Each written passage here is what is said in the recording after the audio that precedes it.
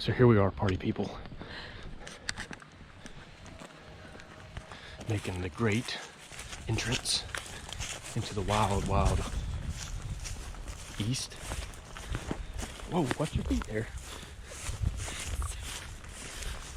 This was gonna be KaSaundra's deer hunt, but she let a little 257 Roberts whoop her butt today. Just kidding. She made a great shot at 100 yards and caught her a little wrong off the bench, and instead of making her a little gun shy, we just decided not to shoot again. Just natural course of things. But regardless, that pin oak tree right there, I'm assuming is probably slap loaded with acorns, but there's somebody cutting with a chainsaw over there, and there's somebody hunting over there. So we're gonna ease on around where I think these deer are gonna come out of. We got a great wind this evening. It is perfect pushing out of the thicket. And as you can see, we're just going hunting, you know.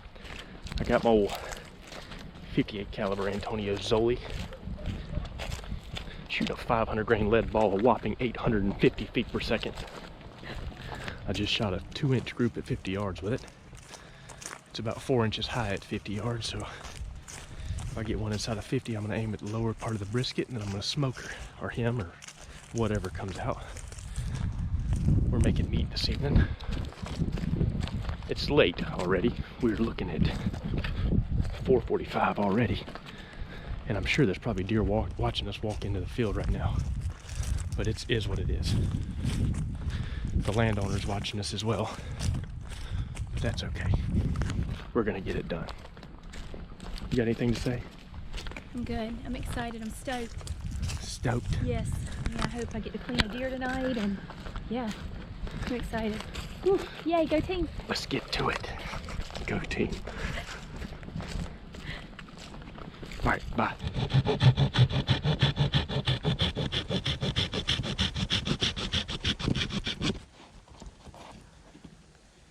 You ever get those feelings when you just know something's gonna happen? Me neither.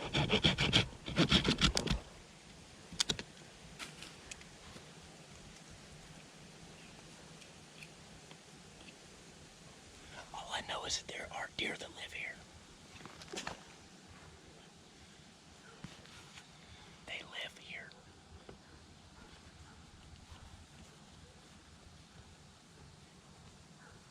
They might not be here right now, but they live here. Sometimes. I've seen them. Shh. I'm gonna doodle my grunt tube a little bit.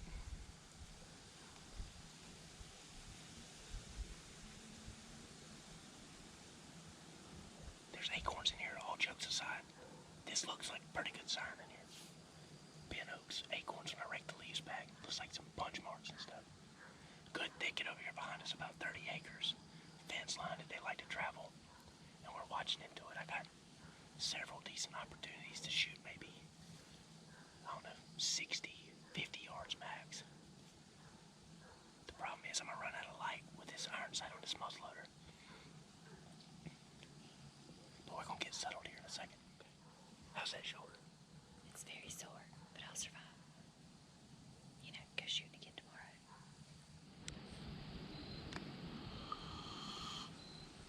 Don't squeeze it hard. Just don't let the, yeah, just make sure it's solid. Just blow hard.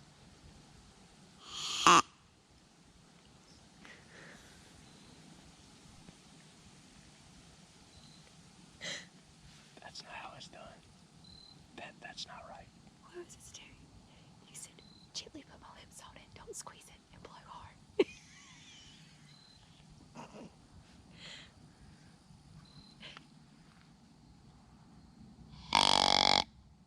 You put your own mouth on it. I don't want you defiling my grunt tube. You do it again. Try it.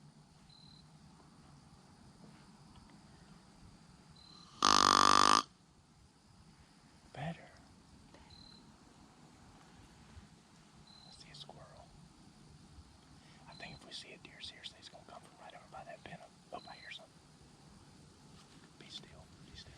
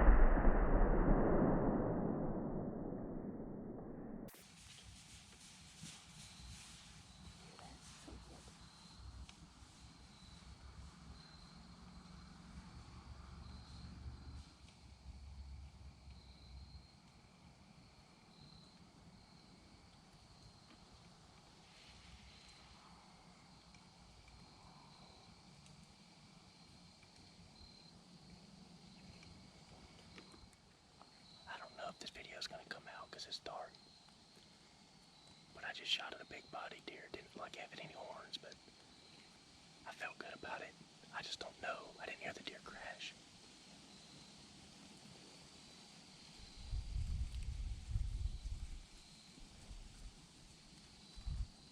We're gonna find out though. That was a lot of fun. That was on the belly, right? Because it's long white hair. Or did you just graze the girl? I don't know.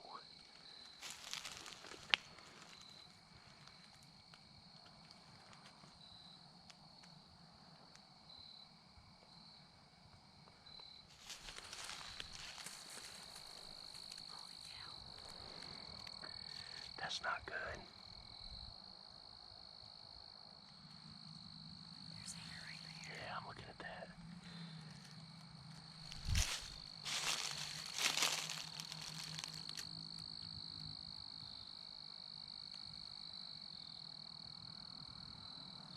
This might not be good.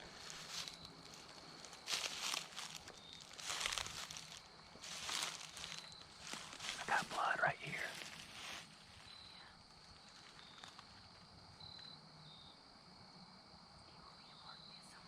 Stay over. No, we're okay.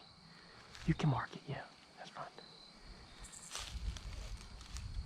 I can honestly say though, I got a 99% certainty that that deer's going to survive.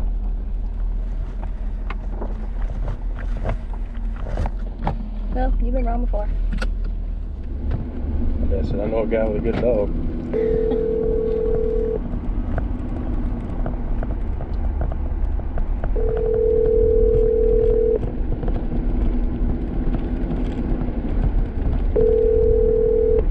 Hey. He's hitting the brisket leg, but no bone, I don't think. Oh, really? I probably shouldn't have held low. Like I held right at. I mean, the deer wasn't 30 yards, quartering to me, pretty much in the wide open. I was like, if I hit a twig or something that close to him, it's gonna blow through it and smoke him. I didn't hit anything because I looked that over when I got there to where I shot him. I looked every stick that was in our way over. There was no bullet mark, and I figured I'd get an exit, but what I found looked like long under the brisket hair, and he bled slow, got a little bit heavier after about 40-50 yards, but I'm finding a track where he's landed hard, and then he slows down what looks like maybe to a walk, and he just walks into that thicket down there, probably 60 yards. He's walked in there, but he's bleeding pretty good. It was like one of those things you had to focus on the deer, then focus on your post. Focus on the deer, and then the post, and finally get it kind of lined up and then squeeze it off. I mean, I wasn't as squeezing as I did whenever I was on the bench, but I was not bad. I mean, I had it braced up on a forked stick. And But you said it was a he. Was it a buck deer? Well, I don't know. There was a deer that grunted, and there was two does, a big doe and a little doe. I know they were does. And then I heard a deer grunt, and that deer was the deer that popped out third, and that's the deer I ended up shooting at. There was more deer behind it. Maybe a deer behind it grunted, but it could have just been 5 does, and it could have just been a deep bleat, you know. But it was definitely a deer made of vocalization. Right. What you gonna do? Let him hang around in there and go get spud in a little bit? I guess I just at the quarter two angle. If I hit that deer, if I hit him one lung, just maybe a touch back and angled it towards the back, I may not get 2 holes on it. No, you may not. But the only problem is there's meat behind where the deer was standing. That means the bullet came out somewhere. Yeah, it had to blow through him somewhere, or whatever kind of deer it was. It had to go all the way through to blow the meat out the backside. Yeah. Well, we have the demon with us. I got his bag in the back. His controller should be there. If not, we're only a few minutes from the house. We can buzz back, but I'm pretty sure I'll put it in there. The deer has been shot now for it's 7:45. We shot around what time? Any clue? Been 5:45, probably around 5:30. It's still light enough. I don't know. About 45 minutes before dark, but 30 minutes before dark. It's cloudy today. I don't know. It's getting dark pretty quick. But anyway, I'm not liking the looks of things. We got meat on the tree behind where the deer was standing. We got a patch of brisket-looking hair. We got drip blood. We don't have good. Any real good blood sign. It's bleeding, but it's not good. So we're gonna put spud on it. I know where the deer's gonna cross if she's still alive, but if she's still alive and we have to pull off, we're gonna pull off. I'm not gonna If he bays her up and she's sick enough, I'll kill her. But I think there's a good chance she's gonna make it. So anyway, we're gonna find out soon. So stay tuned. Any words? Go team. Go team.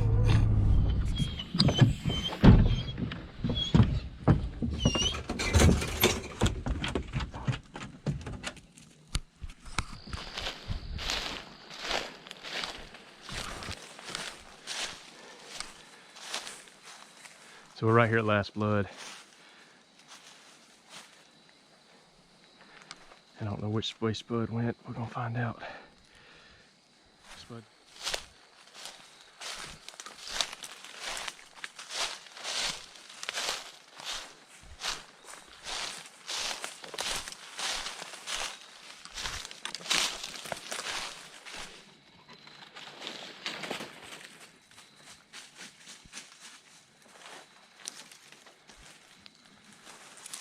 Oh shit. Are you kidding me?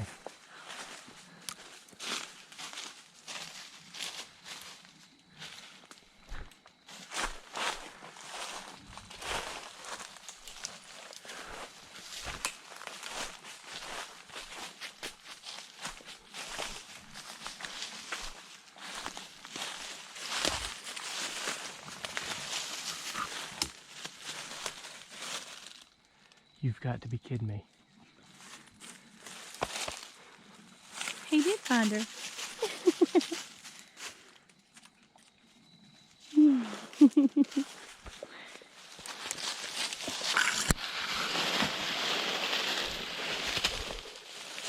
I hit her exactly where I tried to. KaSaundra, look at that. Yep. Let me come out the other side. Look there. Thank you. Spud, most importantly, thank you, buddy. I don't even know what to say right now. I hit this nanny exactly like I had planned. I hit her perfect, right in the brisket, bullet exit right behind the front shoulder. I guess just given that 580 grain bullet doing however slow, it didn't expand, didn't do what a bullet should do. It didn't look like she ever bedded, and honestly, I don't know that she ever stopped running. I maybe got one long, missed the top of the heart, I don't know, but she definitely went a long ways, and I'd have never found her without a dog. I mean, we were still following blood up into here, but we're 200 yards, 150, 200 yards from where we lost blood on the deer. And I'm pretty tickled right now. That's a big time win for me. Come here, boy. Spud, come here. Come here, putt dog. Putt dog, come here. Hey, putt dog. Puppy. Puppy dog, come here. Come here, putt dog. Come here. Come right here. You want to say hello to the camera? But that's number 66 find, and probably one of the most difficult tracks Spud's ever located for me. I was over there talking crap about him a little bit ago. I said he never really works whenever I need him to. He always finds everybody else's deer. But he came up in here and never barked, and I don't think he feels that good right now because he wouldn't even eat red meat at the house a little bit ago. But he came up in here and I saw him tree, and I said, man, he took a different line that second time, and I guess he was crosswinding the deer in there. But when he got in here, he stopped, and he just stood there for a long time, and I was like, man, maybe the deer's there, and he never barked. And then he followed something over there and he sniffed up a tree, and I really got aggravated. But what he tends to do is if a possum or something snakes by and sniffs the deer, he may get on a possum and like try to run the possum off his deer. I don't know what he does, but I'm very tickled to have this deer because this is one I definitely didn't think we were going to recover. But we're gonna have a long drag out of here. I didn't even bring my drag strap. I wasn't even prepared really, but Boy. We'll get her out of here one way or the other. But our first deer together. Yeah, high five. Go team. Go team. I know you're gonna be hot because you're gonna have to do all the dragging. Yeah, I'm pretty warm right now. It's all right. I tried to tell you not to wear all this stuff. I know. But I'm gonna show you where this bullet went in. I hit her right there, exactly like I had hoped to. I put the post of my rifle right here because I'm shooting about 5 inches high, and I hit her exactly like I wanted to. And the bullet exited, broke her front left, and exited right behind the shoulder. And that's where that patch of hair come from. And that meat flew out of that side. and she went a darn long way. I know that much. But that's the hair that I was finding on her. But I'm more than tickled right now. I can't believe we got her. I was doubting myself there for a second, but I did put a really good shot on her. Now the work begins. Thank you, I love you. I love you. All right.